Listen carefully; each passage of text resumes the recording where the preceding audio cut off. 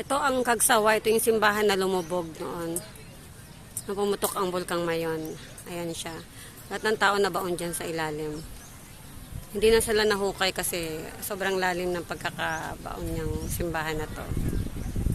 Ayan siya.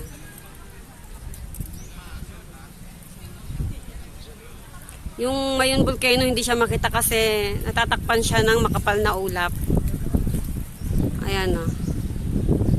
Natatakpan siya eh.